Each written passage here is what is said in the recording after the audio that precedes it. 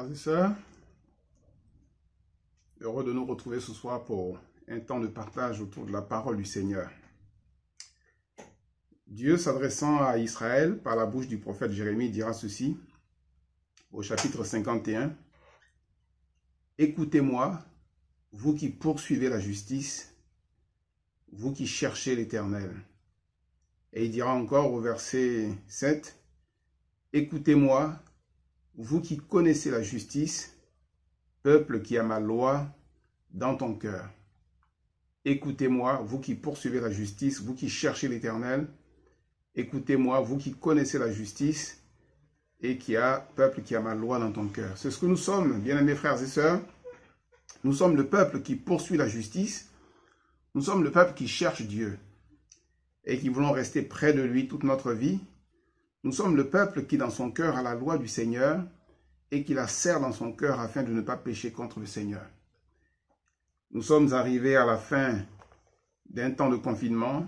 Nous avons retrouvé un peu de liberté, mais toutefois, nos réunions sont encore loin. Nous espérons que dans quelques semaines, peut-être quelques mois, quelques petites semaines, oui, je vais être positif, nous allons pouvoir nous retrouver afin de nous réjouir ensemble autour de la personne bénie de notre Seigneur Jésus-Christ. Mais en entendant, la voix du Seigneur se fait encore entendre. Mon peuple, écoutez-moi. Et nous voulons écouter la voix du Seigneur, bien sûr, à travers sa bonne parole. Ce soir, je vais vous proposer une lecture dans la deuxième lettre de Paul aux Corinthiens. La deuxième lettre de Paul aux Corinthiens au chapitre 8. 2 Corinthiens chapitre 8. Et nous ferons la lecture à partir du verset 16. 2 Corinthiens chapitre 8, verset 16. Grâce soit rendue à Dieu de ce qu'il a mis dans le cœur de Tite, le même empressement pour vous, car il a accueilli notre demande et c'est avec un nouveau zèle et de son plein gré qu'il part pour aller chez vous. Nous envoyons avec lui le frère dont la louange en ce qui concerne l'Évangile est répandue dans toutes les églises. De plus, il a été choisi par les églises pour être notre compagnon de voyage dans cette œuvre de bienfaisance que nous accomplissons à la gloire du Seigneur lui-même et en témoignage de notre bonne volonté.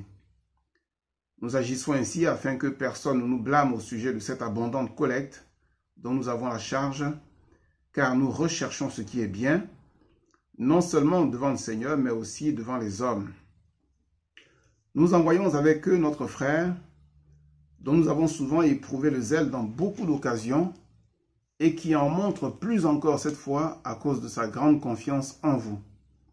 Ainsi, pour ce qui est de Tite, il est notre associé, notre compagnon d'œuvre auprès de vous, et pour ce qui est de notre frère, ils sont les envoyés des églises, la gloire de Christ. Donnez-leur donc à la face des églises la preuve de votre amour, et montrez-leur que nous avons sujet de nous glorifier de vous. Amen. Ici, il est question d'une mission que 3 hommes vont accomplir dans la ville de Corinthe, notamment auprès de l'église de Corinthe. Paul a entrepris une collecte en faveur des saints qui sont dans la Judée, les chrétiens de Jérusalem et de ses alentours. Il en est question dans l'épître de Paul aux Romains au chapitre 15. Et donc, il va associer des frères à cette œuvre. Il va envoyer des hommes dans les églises pour pouvoir préparer cette collecte afin qu'au temps venu, tous les dons soient prêts pour être donc par la suite acheminés sur la ville de Jérusalem. Ce soir, notre propos n'est pas de parler de cette collecte que les croyants font avec beaucoup de générosité, mais c'est de regarder la vie de ces hommes que Paul a envoyés à Corinthe. Il est question ici de 3 hommes, de Tite, puis de 2 autres frères. Et ce soir, j'aimerais que nous puissions regarder la vie de ces 3 hommes. Ils vont bien sûr se rendre à Corinthe pour recueillir les dons, mais ils vont aussi participer à la vie de l'église de Corinthe. Et il me semble que leur participation va être efficace. Ils vont certainement, en arrivant dans cette ville, apporter un renouveau dans l'église de Corinthe. Quelqu'un a reçu un jour une lettre dans laquelle on lui disait « Je veux que ta participation à la foi soit efficace ». Et je crois que la participation de ces 3 hommes à la foi est efficace et ils vont donc certainement être un instrument de bénédiction entre les mains du Seigneur pour cette église de Corinthe. C'est pour cela que leur exemple doit nous inspirer et nous voulons donc considérer leur exemple afin de pouvoir nous aussi être des croyants excellents, recommandés par Dieu et qui marchent selon les principes véritables de l'évangile, la parole du Seigneur. La Bible a l'habitude de présenter des séries de 3 hommes. On peut se rappeler par exemple que Dieu est appelé le Dieu d'Abraham, d'Isaac et de Jacob. C'est le premier trio que nous trouvons dans la parole du Seigneur et le Seigneur va se révéler ainsi à Moïse lorsqu'il l'envoie en Égypte pour libérer son peuple. Il dira, je suis le Dieu d'Abraham, d'Isaac et de Jacob. Donc ce trio, ce premier trio nous parle de la foi. Pardon.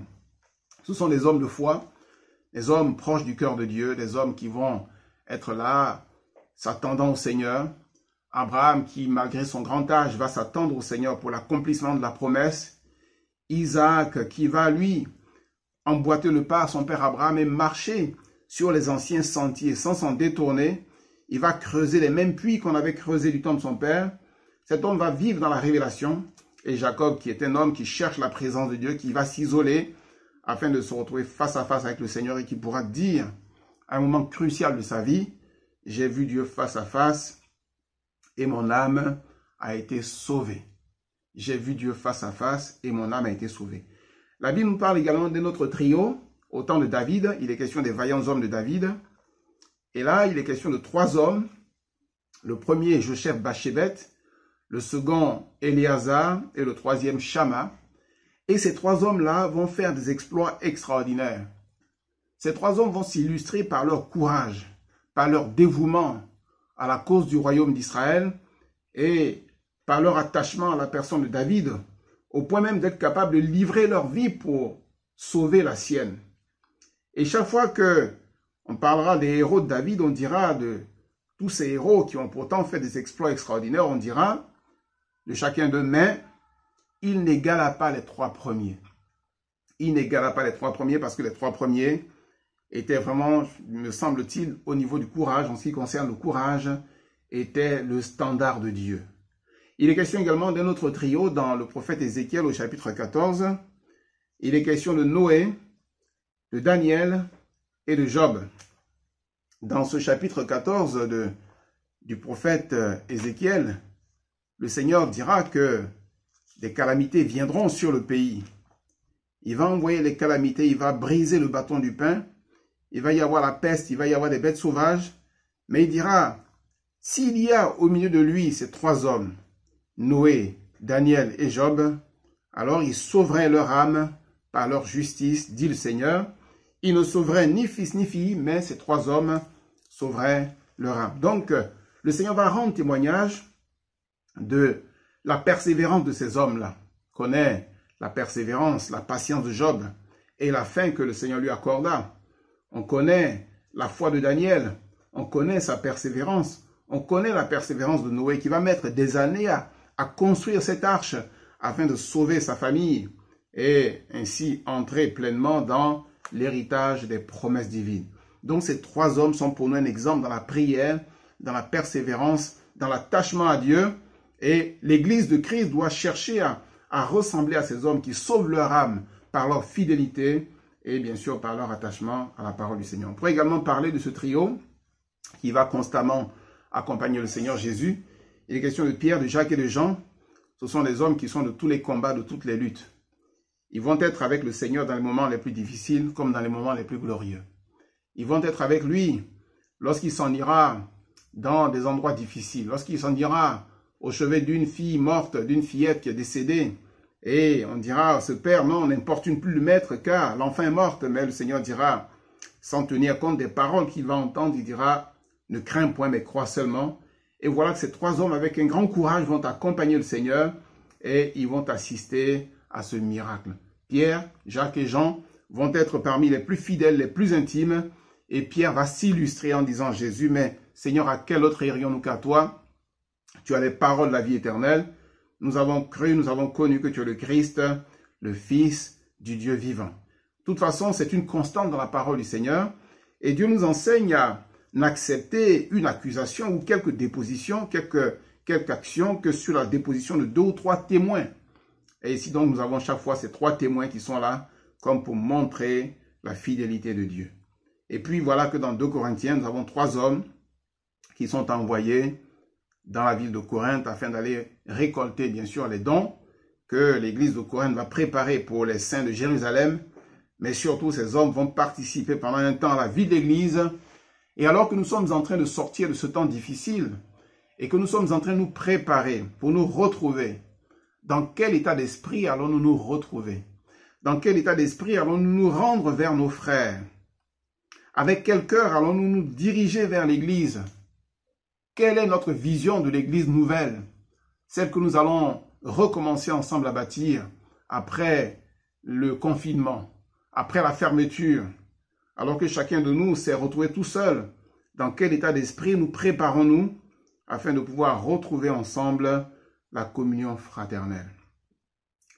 J'ai trouvé bon d'examiner la vie de ces 3 hommes parce que là, il y a, à travers leur exemple, des choses qui sont très intéressantes et qui pourraient aussi nous servir pour la suite. D'abord, il est question de Tite. Paul dira de Tite que lorsque la proposition lui a été faite de se rendre à Corinthe, il a sauté de joie. Il a tressailli de joie. Il dira, il a voulu y aller avec un grand empressement et il a accueilli notre demande avec empressement. Et c'est avec un nouveau zèle et de son plein gré qu'il part pour aller chez vous. Avec un nouveau zèle. Un homme zélé pour le Seigneur. Un homme qui ressemble à Jésus dont il est dit, le zèle de ta maison me dévore. Cet homme montre déjà du zèle dans ce qu'il fait, dans son acceptation de l'évangile, dans le service pour le Seigneur. Mais là, quand il est question de se rendre dans la ville de Corinthe, il est animé d'un nouveau zèle.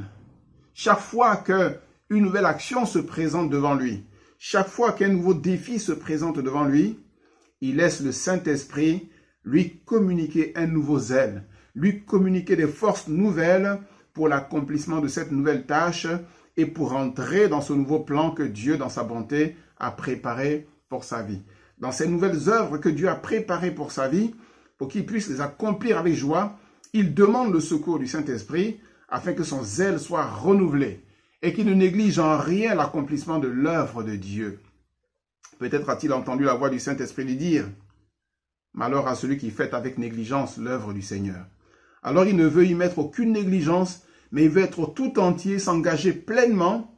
Alors l'apôtre Paul rend de lui ce témoignage, c'est avec un nouveau zèle. Et il dira aussi, mais c'est de son plein gré qu'il part pour aller chez vous. Il n'y a ici aucune contrainte. Il n'y a ici aucune contrainte. Mais il fait les choses de tout son cœur. Il est à l'image de Jésus qui dira, « Personne ne m'ôte ma vie, mais je la donne de moi-même, car j'ai le pouvoir de la donner et j'ai aussi le pouvoir de la reprendre. Tel est l'ordre que j'ai reçu de mon Père. » L'apôtre Paul, écrivant aux Romains, leur dira aussi, « Donnez-vous vous-même à Dieu. » Il n'y a ici l'effet d'aucune contrainte, mais nous devons agir pleinement avec notre volonté.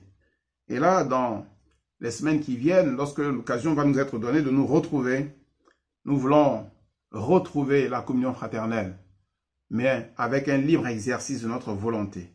Nous voulons ensemble courir vers Dieu, les mains tendues vers le Seigneur. Nous voulons faire l'œuvre de Dieu avec une grande joie, avec une grande sérénité, avec une grande reconnaissance, sachant le grand prix que Christ a payé afin de nous faire devenir son peuple, afin de nous appeler ses enfants. Et voilà que Tite nous donne une grande leçon, de son plein gré, avec un zèle nouveau qu'il part pour aller chez vous. Et donc, c'est ce que nous aussi nous voulons faire. Nous voulons apprendre à exercer librement notre volonté dans l'œuvre du Seigneur, afin de faire l'œuvre avec beaucoup de joie. Le psalmiste dira au psaume 100, « Servez l'Éternel avec joie ». Et la joie, bien sûr, c'est celle qui va nous être communiquée par le Saint-Esprit, parce que nous aurons eu beaucoup de plaisir à vouloir faire cette œuvre sans aucun regret, car c'est là l'expression de notre reconnaissance à l'égard de celui qui nous a tant aimés et qui pour nous a donné sa vie sur la croix de Golgotha. Oui, ce même titre plus tard va recevoir une lettre de l'apôtre Paul dans laquelle Paul fait état de la grâce de Dieu, source de salut pour tous les hommes qui a été manifestée. Oui, Tite a eu part à la grâce de Dieu et c'est la raison pour laquelle il s'engage pleinement. Nous avons eu part à la grâce de Dieu. Tant d'hommes, tant de femmes sont loin du Seigneur, loin de l'espérance. Mais Dieu nous a choisis. Le Saint-Esprit nous a fait la grâce d'éclairer notre cœur pour que nous acceptions l'amour du Seigneur. Alors servons-le avec joie. Donnons-nous tout entier au Seigneur. Remettons nos vies entre ses mains et que lorsque nous allons nous retrouver, ce soit l'occasion de grande réjouissance parce que nos cœurs seront entiers pour l'accomplissement de la volonté du Seigneur. Il est question d'un autre frère. Au verset 18, l'apôtre Paul dira, nous envoyons avec lui le frère dont la louange en ce qui concerne l'évangile est répandue dans toutes les églises. Un frère dont la louange en ce qui concerne l'évangile est répandue dans toutes les églises. C'est un frère qui aime l'évangile, un frère qui aime la parole de Dieu.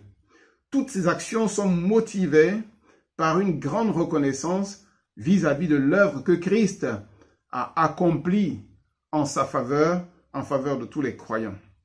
Cet homme est comme Siméon. Il veut pouvoir dire à la fin de sa vie, « Seigneur, maintenant, tu laisses ton serviteur s'en aller en paix, car mes yeux ont vu ton salut. » Alors il œuvre pour l'évangile. Paul dira, « Je n'ai pas honte de l'évangile. C'est la puissance de Dieu pour le salut de quiconque croit. » Et cet homme semble être dans la même pensée. Il n'a pas honte de l'évangile, mais dans sa génération, il veut pleinement servir au dessein de Dieu. Bien-aimés frères et sœurs, l'évangile est tellement glorieux. L'évangile est tellement glorieux parce que c'est le message de notre Dieu pour nos cœurs, pour nos vies, pour notre salut, pour notre délivrance, pour notre guérison, pour notre restauration, pour notre victoire sur le péché, pour que nous puissions espérer et attendre le retour merveilleux de notre Seigneur Jésus-Christ. L'évangile est le message qui nous a libérés, qui nous a affranchis et qui nous a réconciliés avec notre Père. L'évangile, c'est Christ crucifié. L'évangile, c'est Christ ressuscité. L'évangile, c'est Christ assis à la droite de Dieu et qui, en notre faveur, intercède afin que nous puissions tenir ferme et marcher fidèlement jusqu'au bout. L'évangile, c'est notre relation quotidienne avec le Seigneur. C'est notre vie quotidienne, c'est notre pain quotidien. L'évangile, c'est lorsque nous sommes dans l'affliction, c'est la première chose à laquelle nous pensons. C'est que Christ est là et que notre Sauveur est vivant, notre Seigneur est vivant et que nous savons qu'il nous sera favorable lorsque nous nous mettrons à l'invoquer à travers la prière. L'évangile, c'est la solution de Dieu pour les hommes. C'est la solution de Dieu pour ce monde en péril, ce monde en perdition a reçu l'évangile. Cette parole nous a été donnée comme étant un cadeau merveilleux afin qu'à travers cette parole, nous puissions expérimenter quotidiennement la grâce de Dieu et que nous puissions nous attendre à une éternité glorieuse dans la présence de notre cher Sauveur. Cet homme a été envoyé. Et il nous a dit que la louange de ce frère, en ce qui concerne l'évangile, est répandue dans toutes les églises. Dans toutes les églises. Pas dans les belles églises où il aurait pu prendre plaisir à se rendre parce que là, il y a une bonne atmosphère, parce qu'il y a une bonne ambiance, mais dans toutes les églises. Aussi bien les plus petites que les plus grandes. Aussi bien celles qui, peut-être aux yeux de certains, ne paraissent pas être des églises extraordinaires, que dans celles que tout le monde voudrait être la sienne. Oui, sa louange est reconnue, est connue et répandue dans toutes les églises. Bien-aimés frères et sœurs, nous sommes le corps de Christ, nous sommes le peuple du Seigneur. Et ce qui compte, c'est ce que le Seigneur a planté dans notre cœur. C'est pour cela que je vous ai cité Ésaïe 51, où le Seigneur nous appelle peuple qui poursuit la justice, peuple qui cherche l'Éternel, peuple qui a ma loi dans ton cœur. Ce qui compte, c'est ce qui est planté au fond de notre cœur. Ce qui compte, c'est que nous avons reconnu que Christ est mort pour nos péchés, qu'il est ressuscité pour notre justification, qu'il vit au siècle des siècles et qu'il vient bientôt afin de nous prendre avec lui et nous amener dans le ciel de gloire afin que nous demeurions là où Christ demeure pour l'éternité. L'évangile, c'est de réaliser que cette parole a le pouvoir de briser les chaînes. Le nom de Jésus a le pouvoir de briser les chaînes et il y a encore tant de chaînes autour de nous que nous voulons briser par le pouvoir et par l'autorité du nom de Jésus-Christ. Et cet homme, tout en aimant cette parole, l'évangile, tout naturellement, on va se laisser remplir du Saint-Esprit afin de pouvoir mieux servir les desseins du Seigneur, afin de pouvoir mieux servir la cause de l'Évangile. Et je crois que le Seigneur n'a pas manqué d'exaucer sa prière, car il est dit « Demandez, et alors l'on vous donnera ». Et puis, il y a un troisième frère. Au verset 22, l'apôtre Paul dira « Nous envoyons avec eux notre frère ». Quelles sont les caractéristiques de ce frère? Quel est l'état d'esprit de ce frère? Dans quel état d'esprit ce frère se rend-il dans la ville de Corinthe? Y a-t-il dans son cœur de l'appréhension quand il va retrouver ses frères? Il nous a dit de ce frère, nous avons souvent éprouvé le zèle dans beaucoup d'occasions et qui en montre plus encore cette fois à cause de sa grande confiance en vous. Un frère qui a confiance dans ses frères et dans ses sœurs. Il a confiance en ses frères et en ses sœurs parce qu'il sait que ses frères et ses sœurs ont le même esprit que lui. Il sait que ses frères et ses sœurs ne le critiqueront pas. Il sait que ses frères et ses sœurs ne diront pas de mal de lui. Il sait que ses frères et ses sœurs prieront pour lui. Il sait que ses frères et ses sœurs l'aiment de tout leur cœur parce qu'il fait partie du corps de Christ, parce qu'il fait partie du peuple de Dieu, parce qu'il est membre du corps de Christ. Il sait que ses frères l'aiment parce que l'Église, elle est la colonne et l'appui de la vérité. Il n'y a aucun mensonge dans l'Église. Il n'y a aucune hypocrisie possible dans l'Église parce que la Bible déclare que rien de ce qui est caché ne sera découvert. Tout ce qui est caché, sera découvert. Rien ne restera caché, mais tout ce qui est caché sera découvert. Donc cet homme va veiller sur son cœur. Job dira, j'ai fait un pacte avec mes yeux. Mais il me semble que dans le fond du cœur de cet homme, il va dire ceci, mais moi j'ai fait un pacte avec mon cœur. J'ai fait un pacte avec mon cœur afin de ne point laisser l'amertume, afin de ne point laisser de mauvais sentiments envahir mon cœur. Parce que l'Église, elle est l'épouse de Christ, elle est belle, elle est sans tache ni rien de semblable. Alors, j'ai pleine confiance dans mes frères et dans mes sœurs. Alléluia. Voilà donc ces trois frères. Tite, l'homme plein de zèle, l'homme qui va y aller de son plein gré. Le frère numéro 2, je l'appellerai le frère numéro 2, qui lui est motivé par l'œuvre de Christ. Il est reconnaissant, il aime l'évangile, il travaille de tout son cœur pour l'évangile. Paul dira, malheur à moi si je n'annonce l'évangile.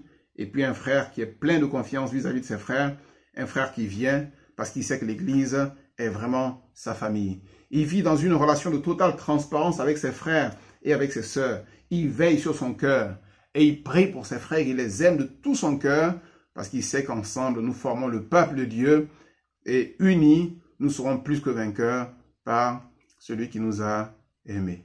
L'apôtre Paul va donc adresser cette recommandation aux Corinthiens en leur disant, voilà, je vous envoie ces trois frères. Il leur dira, mais ces trois frères, ils sont la gloire de Christ. Oh, bien-aimés frères et sœurs, nous sommes la gloire de Christ. Nous sommes la gloire de Christ parce que Christ a lavé nos cœurs. Nous sommes la gloire de Christ parce que Christ a purifié nos vies. Nous sommes la gloire de Christ parce que Christ vit en nous, parce qu'il nous a transformés. Il vit en nous, Christ en nous, et c'est là l'espérance de la gloire. Et à quoi donc va-t-il inviter les Corinthiens? Donnez-leur la preuve de votre amour et montrez-leur que nous avons sujet de nous glorifier de vous. Oui, bien-aimés frères et sœurs, donnons-nous aux uns aux autres la preuve de notre amour. Montrons notre amour par des actes de bienveillance.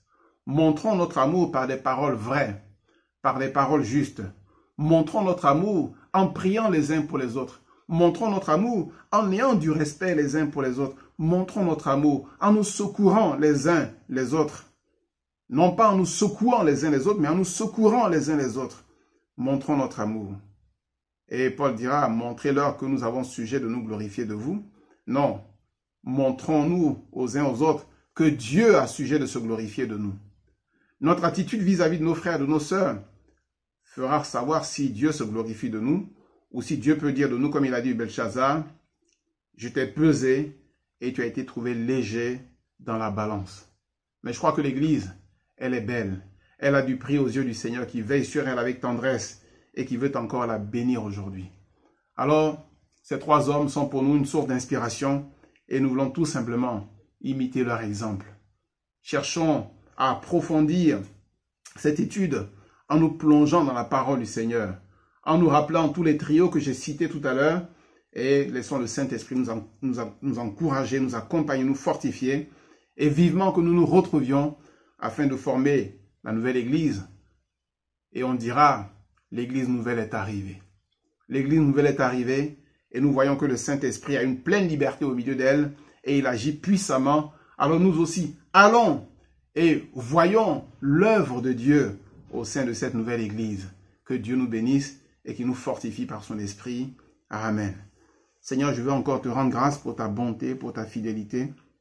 Merci pour ton esprit, merci pour ta bonne parole, merci pour ton peuple.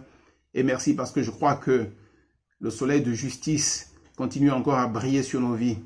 Et que tu prépares des choses glorieuses, des choses merveilleuses, Seigneur. Car tu aimes ton peuple et tu veux encore te servir de lui afin de ramener les rebelles à toi, Seigneur. Bénis notre pays, sauve notre pays. Envoie encore la repentance, Seigneur, et que des multitudes accourent vers toi, pleurant sur leurs péchés et recevant le pardon par la grâce de Dieu, au nom de Jésus-Christ. Amen. Amen.